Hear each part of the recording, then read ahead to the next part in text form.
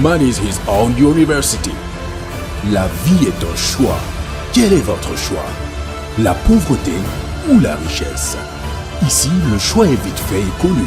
C'est la richesse, la prospérité, le bonheur, l'abondance, l'éducation honnête, l'amour, le pardon et le partage. Vous êtes né riche et heureux pour être riche et heureux. La richesse et le bonheur sont des droits à manifester. Ne laisse personne te dire le contraire. Même pas moi, coach Simon Ouedraogo. Nos conférences, séminaires et formations sont taillées sur mesure pour vous.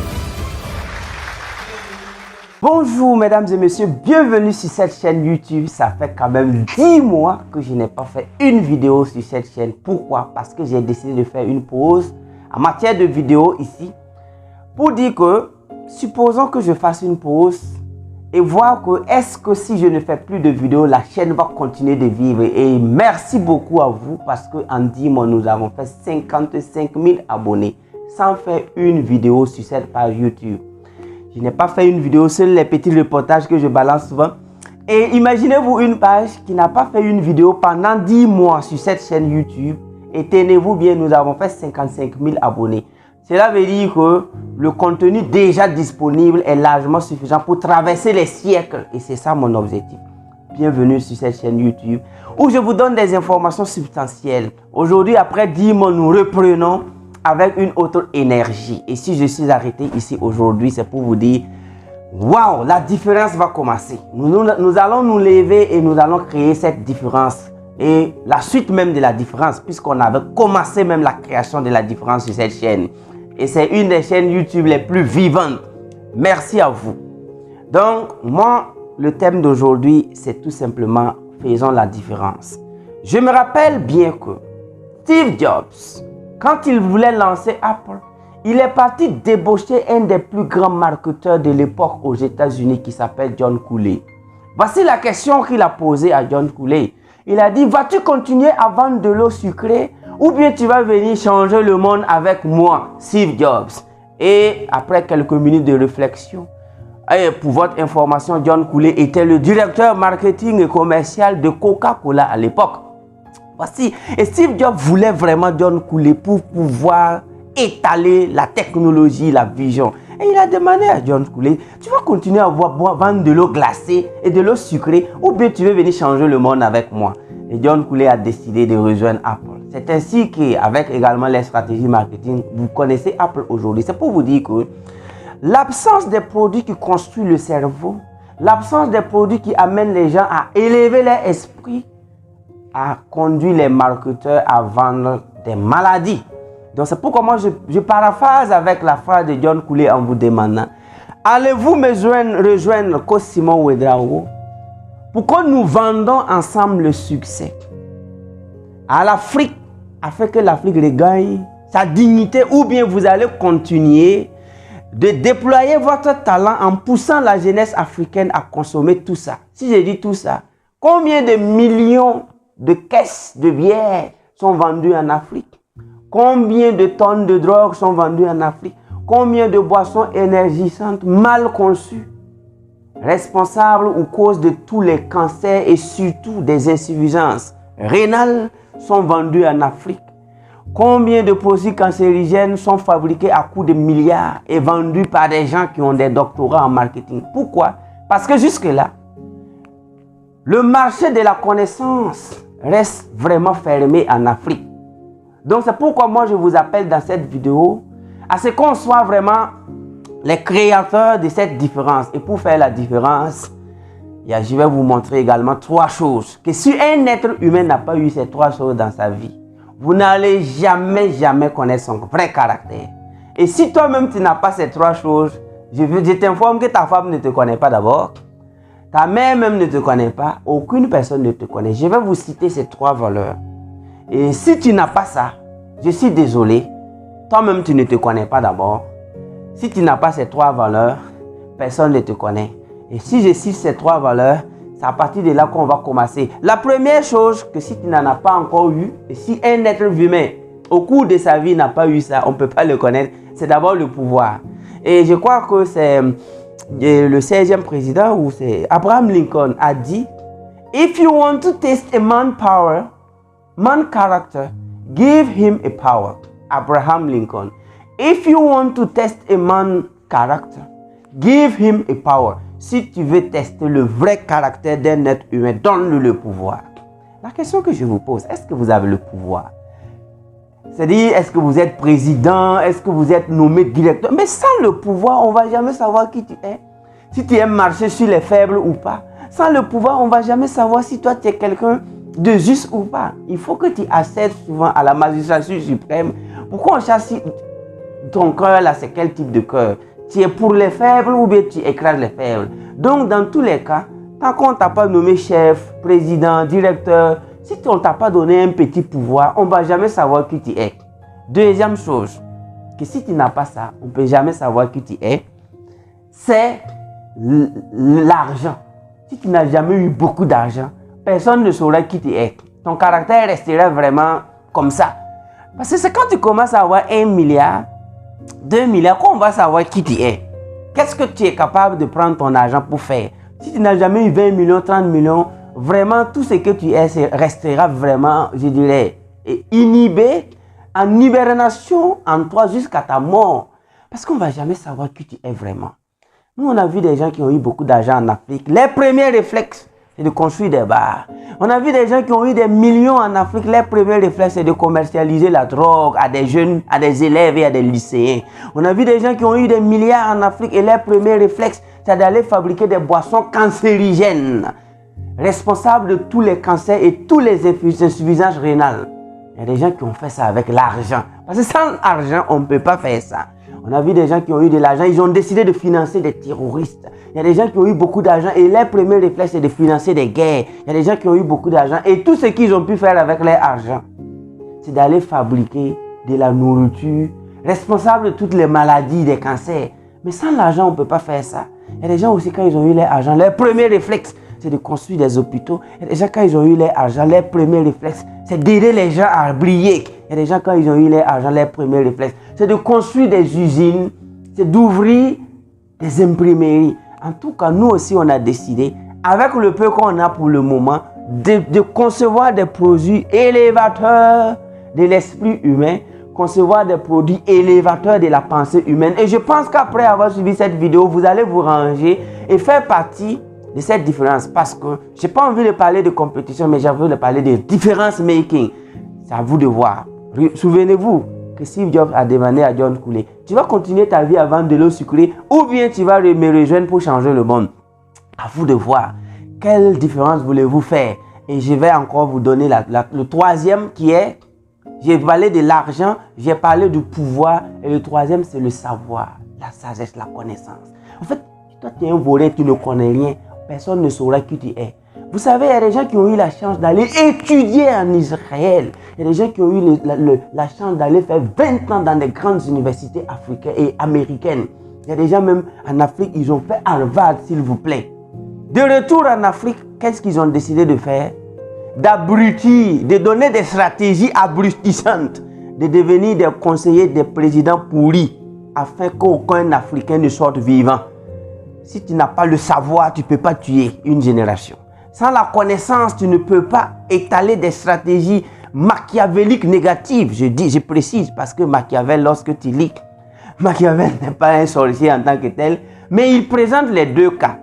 Machiavel a présenté comment élever une nation et comment tuer une nation. Mais les gens ont toujours tendance à employer les termes machiavéliques quand c'est négatif. Non. Donc il y a des gens, ils ont même été des docteurs en philosophie. Et c'est eux qui sont allés s'entendre avec des présidents, avec des objectifs obscurantistes pour l'Afrique, en leur conseillant, voilà ce qu'il faut faire pour abrutir les jeunes. Voilà où il faut investir pour que les jeunes deviennent vraiment des ignares et des ivrognes. Vous savez, c'est des cerveaux qui ont fait ça. Donc sans la connaissance de pointe, sans une connaissance métaphysique, sans une sorcellerie positive, on ne peut rien faire dans un pays. Donc si tu ne connais pas, il y a des gens aussi qui sont allés aux États-Unis. Tout ce qu'ils ont pu étudier, c'est de la théologie. Pour venir prendre l'argent des vieilles pauvres, c'est des gens qui sont allés aux États-Unis. Ils ont côtoyé Silicon Valley. Ils avaient la chance d'étudier toutes les technologies du monde. Ils ont eu affaire même à des enfants de milliardaires même qui leur proposaient des projets.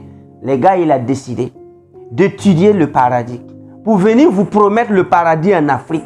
Comme quoi, si tu meurs, tu iras au paradis. Comme quoi, donne ta vie à je ne sais pas qui. Il y a des gens qui ont fait ça ici. Mais vous pensez que sans le savoir, on ne pouvait pas savoir leur caractère inné. On ne pouvait pas savoir leur vrai comportement.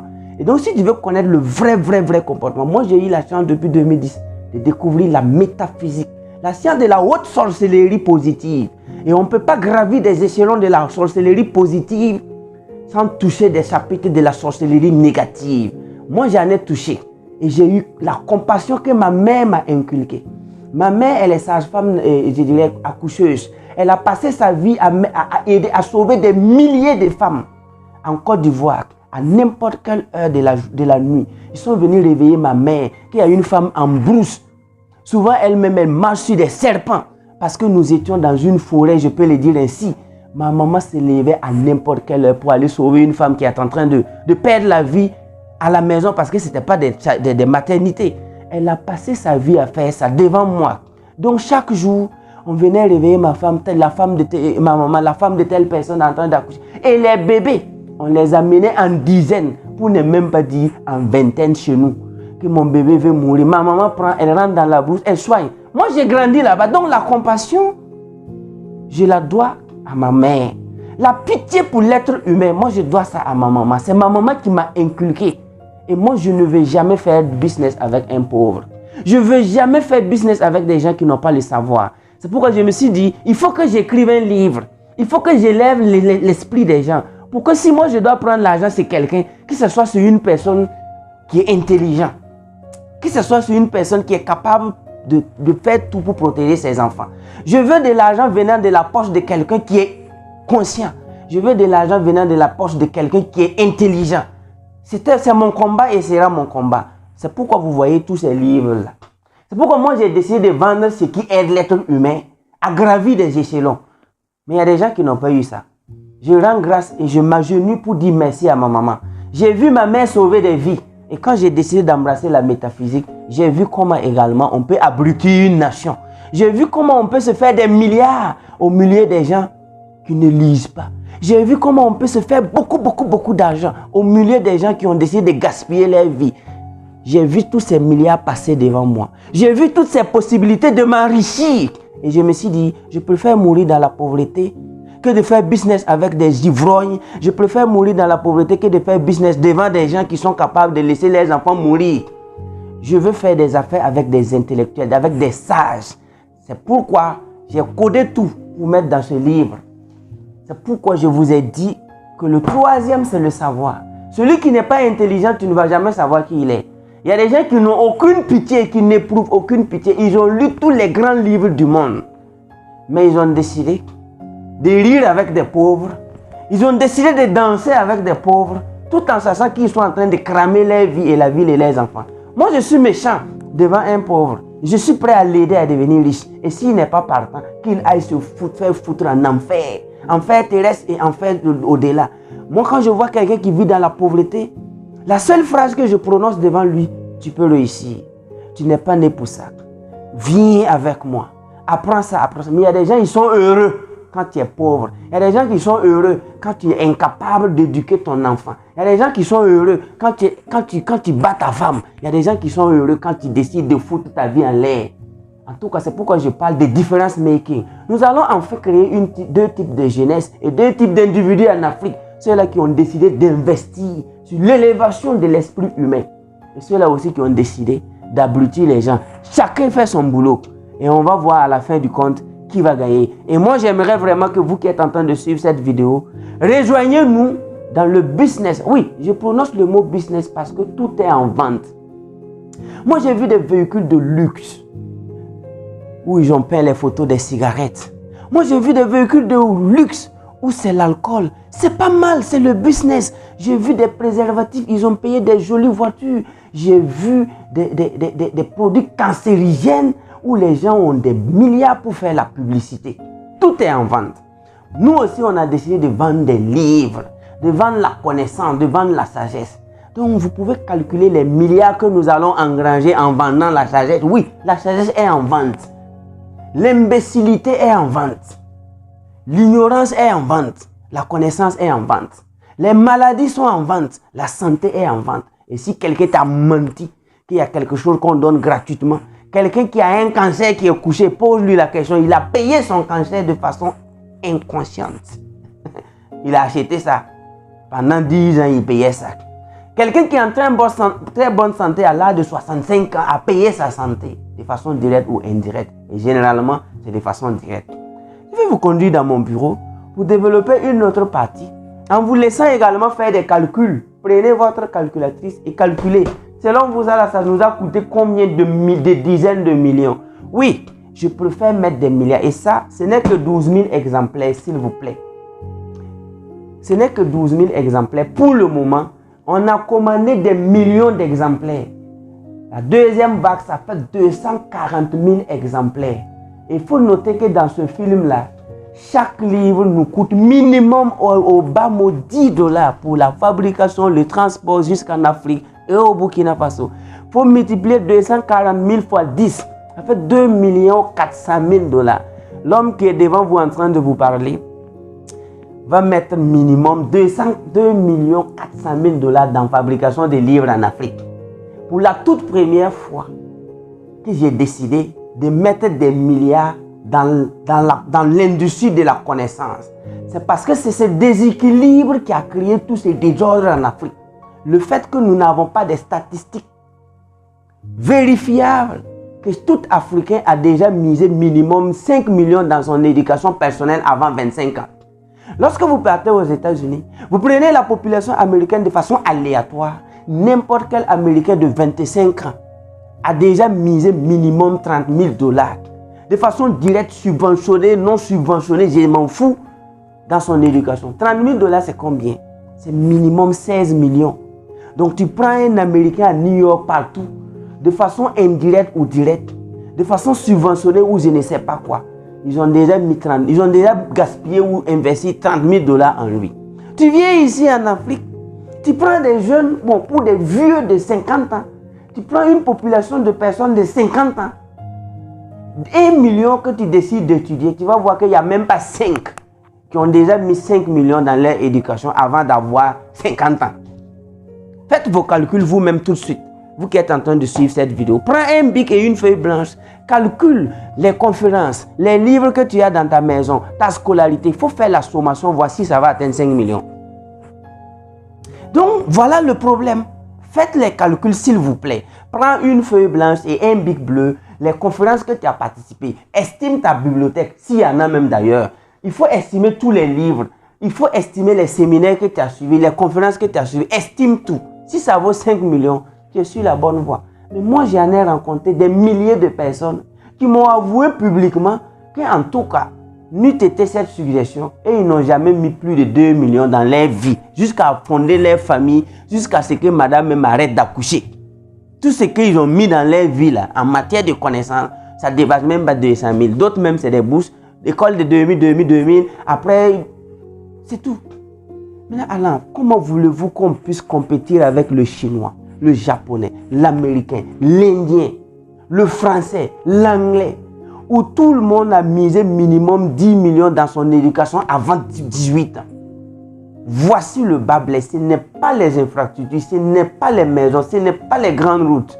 C'est l'investissement sur l'esprit humain en Afrique qui a créé, le manque d'investissement sur l'esprit humain en Afrique qui a créé tous ces désordres. Moi, je visite beaucoup de pays.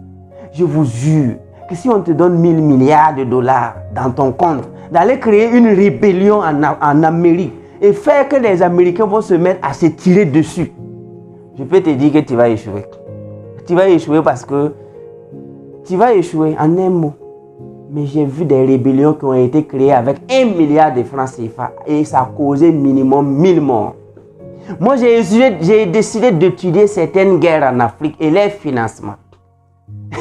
En Somalie, au Congo, au Rwanda, en Côte d'Ivoire, même ici au Burkina Faso, j'ai étudié des guerres en Afrique et j'ai cherché à connaître les financements.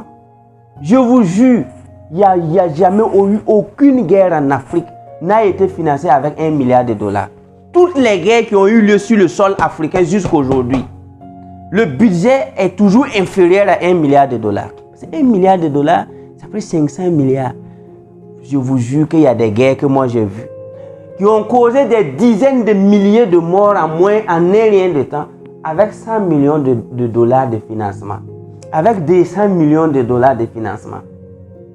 J'ai même le budget de l'assassinat de Thomas Sankara. Je suis allé même chercher tout ça. Et si je vous donne la somme ici, vous allez vous évanouir. Une somme merdique, squelettique, qu'un jeune de 18 ans qui s'éduque peut avoir. Des humains ont pris ça. Qu'est-ce qui s'est passé? Il s'est passé que nous avons négligé complètement l'investissement dans l'esprit de l'homme. Le cerveau humain est plus qu'une mine d'or. L'être humain dépasse tout. Mais si nous n'investissons rien là-bas, on est foutu. C'est pourquoi il a fallu 2 camps. Il a fallu qu'on crée une autre jeunesse. Si quelqu'un peut mettre 1 million, 10 millions à la télé pour faire publicité de ses produits cancérigènes, attendez-nous. Vous allez voir les panneaux publicitaires de ces livres partout en Afrique. Vous allez voir ces livres vont sponsoriser des événements à coût de centaines de millions. Ces livres vont financer donner de l'espoir à des gens. Oui, il faut que le savoir aussi montre qu'il y a l'argent là-bas. Avec ce livre, vous allez voir combien de jeunes nous allons financer. Vous allez voir des événements financés à 100%. Des événements intellectuels, bien sûr. Donc, regardez, ça c'est 12 000 exemplaires. Et j'ai osé commander 240 000 exemplaires. Voilà, cet argent pouvait être utilisé pour faire ce que vous ne pouvez pas imaginer. Mais désormais, nous avons décidé de miser des milliards, s'il vous plaît. Je parle de milliards sur la connaissance. Et on va voir dans 5 ans qui va gagner. Que la compétition s'ouvre et la compétition est désormais ouverte. Et nous sommes prêts sur tous les plans, visibles et invisibles. Donc, c'est pourquoi je vais vous conduire lentement dans le bureau pour vous donner maintenant les dernières informations. Et pour cela, tout ce que je puisse vous demander, c'est d'abord commencer à rendre grâce à l'univers pour le fait que vous êtes vivant. Parce que quand un être humain est vivant, quand un être humain jouit de ses facultés mentales, c'est une richesse incommensurable. Si tu doutes, je te conseille d'aller visiter des centres psychiatriques. Moi, en tant que métaphysicien, on m'a souvent consulté pour ces cas. Mais lorsque quelqu'un a son esprit qui est déréglé, lorsque le cerveau ne fonctionne plus, tous les problèmes du monde se trouvent là-bas. Vous avez votre cerveau qui fonctionne. Je vous présente rapidement. Ça, c'est le bureau de nos étudiants qualifiés à Amrich. Également, ce sera les centres de commande des livres. Si vous êtes partout dans le monde, vous allez voir qu'ils seront là pour décrocher les appels, passer les commandes. Parce que ça, c'est une usine. C'est la nouvelle industrie en Afrique que nous venons de lancer. L'industrie de la sagesse, l'industrie de la connaissance, qui va engranger plus de milliards que des mines d'or. Nous sommes désormais en compétition avec les sociétés minières. Oui, il y a des sociétés minières en Afrique qui emploient des milliers de personnes. Il faut des sociétés de connaissances aussi qui vont employer des milliers de personnes. Et on va voir entre creuser la terre et creuser son cerveau, lequel est plus rentable. Entre creuser la terre et creuser son cerveau, c'est lequel qui est plus rentable. Donc, je vais m'installer dans mon bureau. Donc, laissez-moi récapituler rapidement avant de continuer, comme je suis installé ici dans mon bureau. Je le disais que les 3 valeurs qu'il faut forcément avoir pour réveiller ton caractère, le numéro 1, c'est le pouvoir. Ce n'est pas forcément la présidence, mais n'importe quel pouvoir, n'importe quelle direction, n'importe quelle chefferie. Donc, tant que tu n'auras pas la décision finale, on ne saura pas si tu es vraiment positif ou négatif. Deuxièmement, c'est l'intelligence, la sagesse. Tant que tu n'auras pas vraiment le savoir, on ne va même pas savoir si tu es positif ou négatif. Et troisièmement, l'argent. Quand tu n'auras pas l'argent, tant que tu n'auras pas assez d'argent, on ne saura pas ce que tu penses vraiment. Donc, c'est pourquoi nous devons travailler pour avoir ces 3 éléments afin que le monde entier puisse savoir si nous sommes des investisseurs dans la positivité ou bien si nous sommes des investisseurs dans ce qui n'est pas positif. Aussi, ce qu'il faut que je vous dise aussi, pourquoi nous avons décidé, on a tâtonné le terrain. Nous aussi, on aurait bien voulu faire autre chose comme les autres. en parlant de développement, en disant on veut que l'Afrique se développe, on veut. Mais nous nous sommes rendus compte qu'il y a une seule condition. Et la condition sine qua non, c'est quoi? C'est que chaque être humain s'assoit pour pouvoir réfléchir et embrasse ce qu'on appelle l'auto-éducation, le développement personnel. Il faut que chacun devienne bon. C'est comme une maison. On ne peut pas construire une maison avec des briques pour et contre. Quand on veut construire une maison, vous allez voir que 90% des briques ont les mêmes qualités. Et ainsi donc la construction, ça va. Mais s'il y a des briques qui sont pourries, il y a d'autres briques qui sont... Non, ça ne marche pas. Donc chaque être humain doit se voir comme une brique dans la société.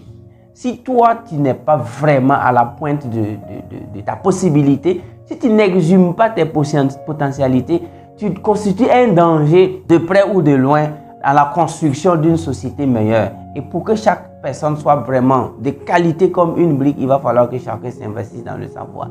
Et récemment, mon entrée dans les pyramides d'Égypte vraiment m'a poussé vraiment à réfléchir, même si j'étudiais la métaphysique et l'égyptologie ici, mais aller en Égypte, rentrer dans les pyramides, c'est plus pratique vraiment que ça soit lire un livre sur l'égyptologie. Là-bas, ce que j'ai pu comprendre et que je veux que vous cherchiez, est que nous, on s'est toujours trompé en croyant que nos ancêtres ne lisaient pas. En fait, nous sommes au milieu.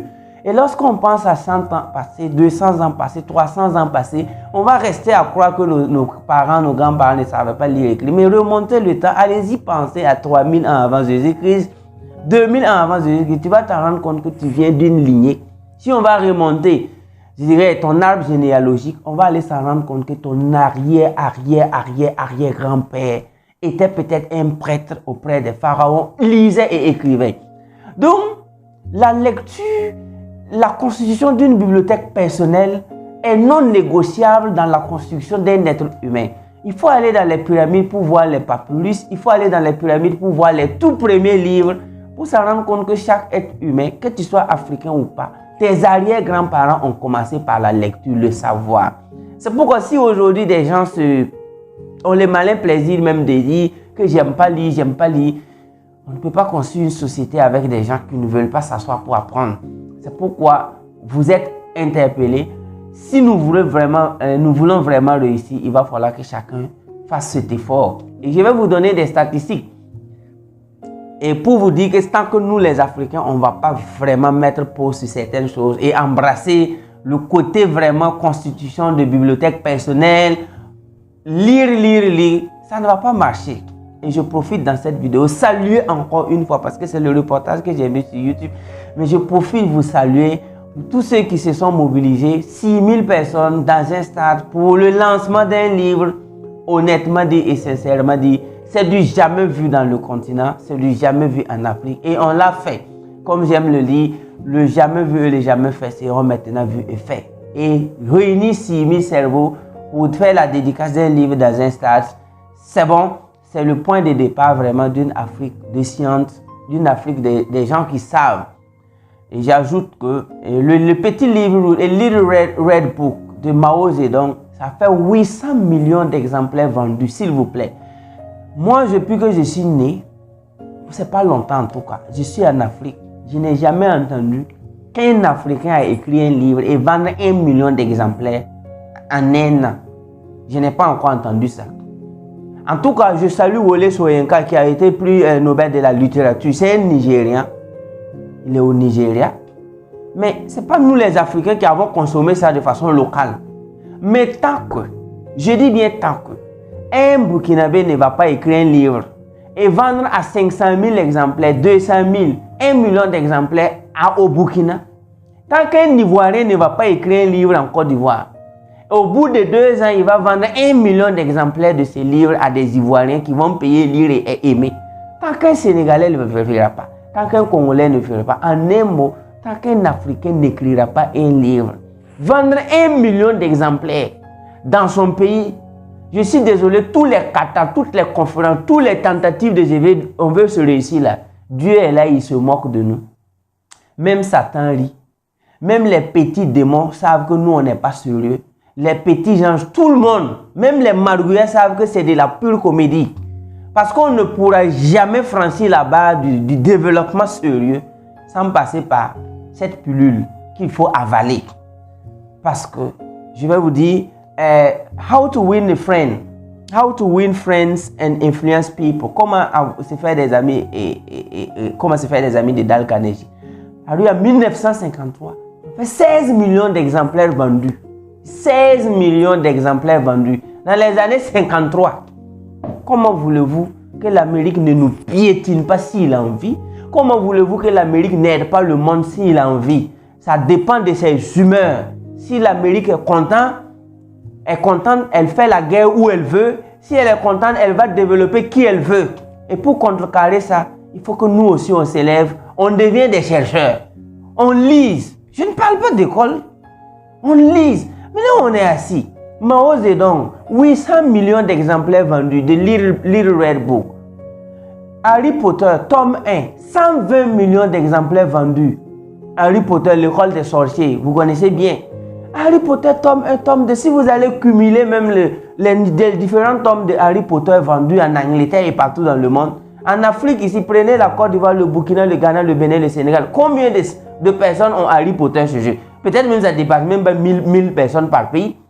Mais en Angleterre, tu vas voir que 90% des jeunes ont Harry Potter ou je ne sais pas. Mais Joël Dicker, c'est un écrivain suisse, je dirais même un des grands actuellement. Il s'appelle Joël Dicker. Il a vendu 3 millions d'exemplaires de son livre en moins de 2 mois. Comment voulez-vous que les gens ne partent pas garder leur argent en Suisse? Comment voulez-vous que les gens ne partent pas créer des comptes offshore ensuite? Et si on va reprendre encore sur les séries de Harry Potter, allez-y tout simplement, tapez sur Google les livres, les top 100 livres les plus vendus ou top 10 livres les plus vendus au monde. Vous allez voir que Google va vous proposer une feuille des différents auteurs, des noms des différents livres et qui a payé. Et quand nous naissons, on grandit, on va à l'école, on écoute tous les discours, on écoute. Et après, on s'en rend compte qu'on est dans des pays ou dans des continents où l'élément fondamental, le principe actif, capable d'aller déclencher toute forme de développement qui est le savoir, la lecture, est le moins vendu, voire même banalisé. Et vous voulez, on va créer ce miracle-là comment? Maintenant, depuis qu'on est né, en tout cas nous aussi on sillonne l'Afrique, tout ce qu'on a entendu vraiment, qu'on vende en record, hormis côté musique, peut-être quelqu'un a sorti un album, des filles ont dansé nues, en un mois il a eu 1 million de vues, et quelqu'un a insulté quelqu'un, et en un mois il a eu des millions, et c'est comme ça que tout un continent vraiment, j'emploie le mot du président Ibrahim Traoré qui parle de patauger. Donc c'est ici qu'un continent, on patauge ici dans la médiocrité et nous voulons nous en sortir comment? Donc le jour qu'on va apprendre qu'un écrivain sénégalais, ivoirien, burkinabé, béninois, togolais ou un écrivain congolais ou un cerveau congolais a écrit un livre et qu'en un mois il a vendu 1 million d'exemplaires ou 100 000 exemplaires, vous allez voir de façon naturelle, le monde entier va nous respecter. Je vous parlais d'ici, ça là, je ne peux pas oublier de 16 millions d'exemplaires. Et ça c'est et Think and Grow Rich et maintenant réfléchir et devenir riche. Ça c'est dans les années 1930. Dans les années 30. Réfléchissez et devenez riche de Napoléon Hill. Là-bas même on ne sait même plus exactement c'est combien de centaines de millions d'exemplaires qui ont été vendus partout dans le monde. Et quand tu regardes le taux, la participation de nous ici en Afrique, c'est quasi nul. Je dis bien quasi nul, c'est-à-dire ça tend vers zéro. Avec ça là, même si on veut, on n'a qu'à construire une église dans chaque 6 mètres, une mosquée dans chaque 6 mètres. Avec ça, si on veut, on n'a qu'à construire même une église pour chaque famille. Voilà, chaque famille une église, chaque famille une mosquée. Je suis désolé, on ne pourra pas décoller sans passer par la pilule de la lecture. Donc c'est pourquoi nous aussi on a tâté tous les terrains, on a essayé de voir par où on va se développer. Qu'est-ce qu'on doit vendre, qu'est-ce qu'on doit faire pour pouvoir vraiment se faire respecter? Ah, la question ou du moins la réponse qui venait chaque milliseconde que nous méditions, c'est la lecture, les livres, les livres, les livres. Et c'est dans cette optique que nous, on a décidé d'investir dans le livre, de mettre tous ces millions-là dans les livres, afin de permettre aux jeunes vraiment qui ont accepté que c'est par la documentation, c'est par la constitution des bibliothèques personnelles, c'est par la lecture assez se cultiver au max, que nous allons nous en sortir. C'est à vous on appelle afin qu'on soit vraiment the difference makers. Comme je le disais aussi, en Égypte, les papyrus m'ont vraiment éduqué. Je ne lis pas en hiéroglyphe, mais notre guide lisait en hiéroglyphe. On choisissait des papyrus au hasard, on lui disait de lire. Mais quand elle lit, on voit que effectivement, there is no new thing under the sun. Il n'y a rien de nouveau sous ce soleil. Il n'y a rien. Mais les gars nous ont eu. Le monde entier. Allez-y visiter les pyramides, rentrez, faites lire les papyrus. Vous allez voir que tout ce qui se passe dans tous les livres d'Égyptiens, c'est là-bas ils sont allés tout simplement prendre, aller traduire. Mais donc nos ancêtres lisaient alors. Donc il y a 3000 ans, on a parlé même de la bibliothèque d'Alexandrie qui a été brûlée. Vous-même vous savez. Qu'est-ce qui était là-bas? C'était pas de l'argent. C'était des livres. On a dit même qu'ils ont brûlé, c'est vrai. Mais ils se sont servis d'abord, ils ont ramassé assez de livres avant de mettre la bibliothèque à feu. Mais donc du coup, il y a 5000 ans, il y a 2000 ans, il y a 3000 ans, il y a 4000 ans, tout ça avant Jésus-Christ. Les gens vivaient de la lecture et de la connaissance. Et pour nous avoir, pour nous abrutir, on nous a fait écrire noir sur blanc que nos ancêtres vivaient de la charge et de la cueillette. Vous voyez, quand tu nais, et puis on dit que toi, ton père vivait de la charge et de la cueillette, tu vois comment c'est insultant? C'est comme si quelqu'un qui a passé sa vie à chasser et à cueillir. Mais les pyramides, là, c'est la charge qui a construit la pyramide. C'est la cueillette, c'est quel mangue, c'est quelle pomme, c'est quel fruit qu'ils ont pris pour faire la pyramide. 2 500 000 blocs de pierre, où chaque bloc pèse minimum 2 à 10 tonnes. Voyez-vous que des gens ont construit 3000 ans avant Jésus-Christ. Et ce sont nos descendants. Ce sont nos ancêtres.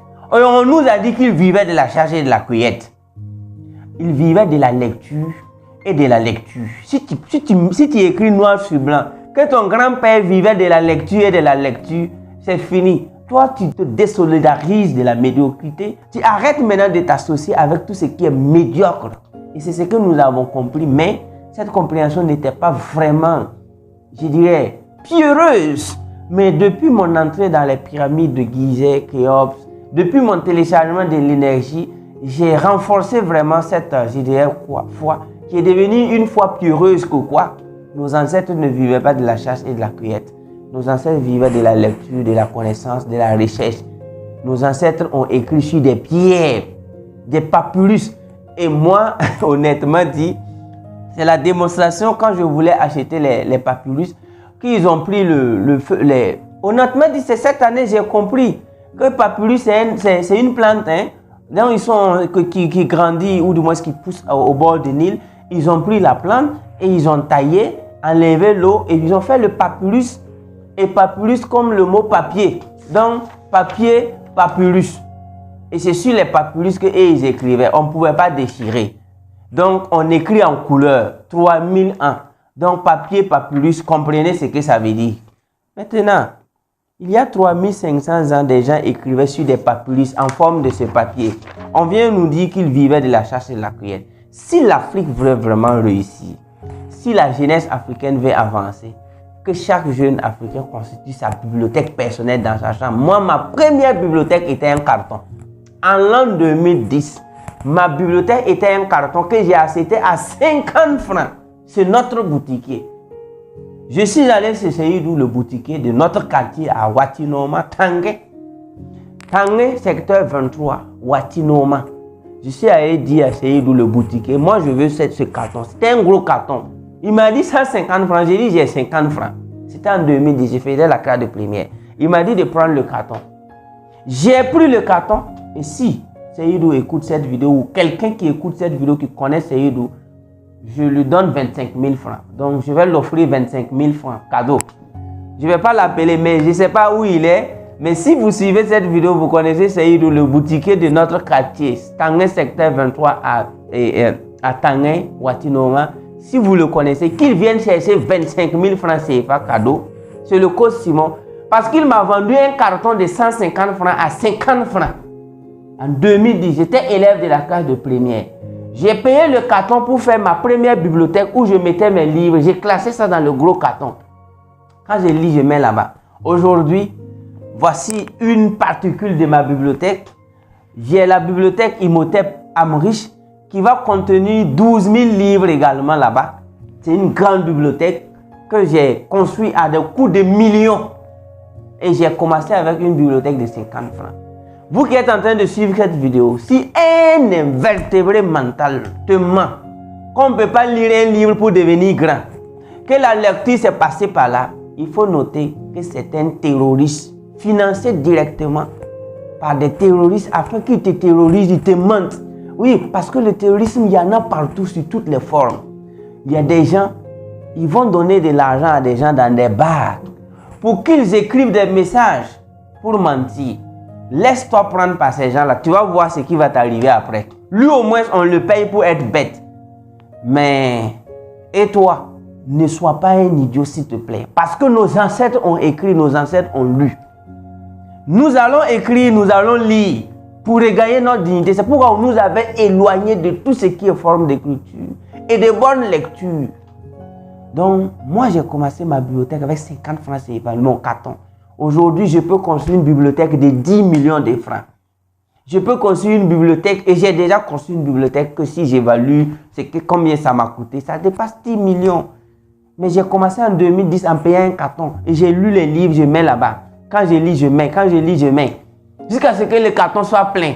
Donc si quelqu'un t'a menti, que tu peux sauter l'étape de la lecture, devenir quelqu'un dans ta vie, il t'a menti. La géomancie que les gourmachers font, c'est de la lecture. Ils écrivent sur le sable. Donc nos ancêtres écrivaient, s'il vous plaît. C'est parce qu'on nous a persécutés, cherchés, que les gars ont fui. Chacun s'est retrouvé dans un village, ils ont perdu tout. Que vous n'avez pas vu de l'écriture dans votre village. Sinon, va au-delà de ton village, va au-delà de ton grand-père. Tu sauras que tu viens d'un peuple qui ont commencé par l'écriture.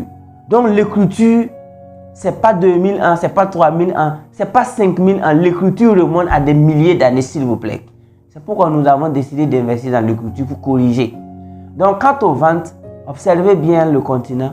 Vous allez voir des gens qui vendent des milliers de cajots, des millions de cajots de bière par jour. Des gens qui vendent tout ce que vous pouvez imaginer. Regardez dans le marché, ce sont des ventes. Aujourd'hui, nous avons créé cette industrie, l'industrie de la lecture. Et ça commence ici avec la puissance de l'auto-éducation. Donc, suivez-nous. Nous allons financer également des grandes activités. Nous allons donner des bourses vraiment de bonnes études. Je précise toujours, parce qu'une bourse d'études est différente de bourse de bonnes études. Donc, nous allons donner des bourses de bonnes études à des jeunes. Nous allons taper fort. Parce qu'un écrivain qui fait pitié, laissez-le faire pitié. Un écrivain qui fait pitié, laissez-le faire pitié. L'écriture, c'est l'extravagance, c'est l'élégance. L'écriture, c'est la satiété. L'écriture, c'est l'abondance. Et c'est quand ceux-là même qui écrivent les vrais livres n'ont pas envie de faire le malin. Quand ceux-là même qui écrivent les grands livres n'ont pas envie de l'extravagance qu'ils font place à les vendeurs de produits cancérigènes pour qu'ils fassent le malin. Donc maintenant, vous allez voir où est-ce que les lecteurs de la puissance de l'auto-éducation et de tous les livres que nous recommandons et tous les bons livres vont causer. Vous allez bientôt voir les quiz de ceux qui lisent les livres. Vous allez bientôt voir les soirées de ceux qui lisent les livres. Vous allez bientôt voir les voyages de ceux qui lisent les livres comparés à ceux qui ne lisent pas. Et le choix sera vite fait parce que l'Amérique ne parle pas. La cité de Lampedusa ne parle pas. Les gratte-ciels en Europe ne parlent pas. Mais combien de milliers de jeunes meurent dans l'eau en regardant ces maisons? Si une maison peut attirer des gens jusqu'à ce qu'ils meurent dans l'eau, notez et acceptez qu'il y a un travail de fond qui a été fait par eux aussi, les grands-parents. Ils ont des bibliothèques à perte de vue, ils ont lu des livres, ils sont devenus sages. Bon, même si il y a la prédation, si nous aussi on se met à lire, à se former, vous allez voir que naturellement on va nous respecter. Moi en tout cas jusque-là, je rends grâce à Dieu. La seule fois qu'on m'a fait un peu de racisme, c'était en 2009 au Maroc. Je vous ai parlé de ça. Dans l'aéroport, j'étais un élève qui voyageait. Mais ça, c'était même pas... C'est juste des renseignements que j'ai posés et puis il m'a fait ça. Ça m'a fait un peu mal. Mais depuis que j'ai pris conscience, depuis que j'ai commencé à être multimillionnaire, depuis que j'ai commencé à être riche par la lecture et la sagesse jusqu'à aujourd'hui. En tout cas, moi personnellement, je n'ai pas encore été victime de racisme. Tous ces gens que vous appelez racistes là, jusque-là, Français a fait drap. Moi, j'ai dormi dessus. Parce que moi, je dors dans beaucoup d'hôtels 5 étoiles. Donc, moi, j'ai eu... des Français m'ont servi à manger. Des Français ont nettoyé ma chambre. Des Arabes, pour ne pas dire des nationalités. Je vais au Maroc, j'étais récemment en Égypte. Des Américains. Si tu vis dans des hôtels 5 étoiles, tu fais une semaine dans des hôtels 5 étoiles dans plusieurs pays, à Dubaï, en Turquie, tu ne peux pas dire que ces gens-là sont racistes. Quand je vais en Turquie, je suis dans un hôtel 5 étoiles. Ce n'est pas des Burkinabés qui viennent nettoyer ma chambre, hein. C'est des Turcs. Et avec respect. Et moi aussi, je les respecte parce qu'ils font bien leur travail. Mon ami, racisme là, ça dépend de qui tu es. Racisme là, ça dépend de ce que tu apprends. Racisme là, ça dépend de ce qui est dans ta tête. Racisme, ça dépend de qui t'a éduqué, qui t'a formé. Où est-ce que tu t'en vas? Il y a des gens, ils ne vont jamais savoir ce que c'est que le racisme sur cette terre parce qu'ils ont décidé de prendre leur avenir en main et leur destin en main. Vous voyez, quand il apparaît même le raciste, c'est qu'ici, là, il faut qu'il range son racisme. Pourquoi, désormais, attendez-vous à une jeunesse africaine qui va lire et chercher le savoir là où le savoir s'y trouve, comme l'a si bien dit Cheikh Anta Diop. Armez-vous de science jusqu'au temps, à connaissance égale, la vérité triomphe.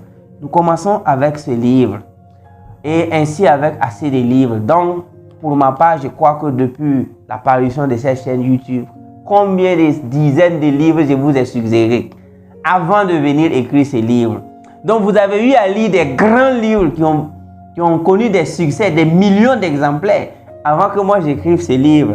Donc, si j'ai pu vous recommander des livres qui ont fait le succès du monde avant d'écrire mon livre, c'est parce que je savais que tous les livres que je vous suggérais là, vous avez lu, vous m'avez dit merci. Je sais que ces livres-là aussi, quand vous allez lire ça, comparé aux livres que je vous ai suggérés, vous allez savoir que moi j'ai lu ces livres-là et que j'ai essayé d'apporter un plus aussi. C'est ça la différence. Je vous aime, je vous adore. Rendez-vous au sommet. Faites feu de tout bois pour rentrer en possession du livre sur Amazon et de façon physique à la radio qui cherche et dans nos différents points de vente. Oui, ce livre aura des grands points de vente. Donc faites feu de tout bois, je vous le répète, pour posséder le livre et ensemble, nous allons regagner notre dignité. Ensemble, nous allons redéfinir vraiment, je dirais, ce que c'est que l'abondance, la sagesse. Ensemble, le respect va s'imposer. Merci, I really love you. Yesterday, Africa was the future. Today, Africa is the present and Africa still and will still the future. I really love you. Thank you so much.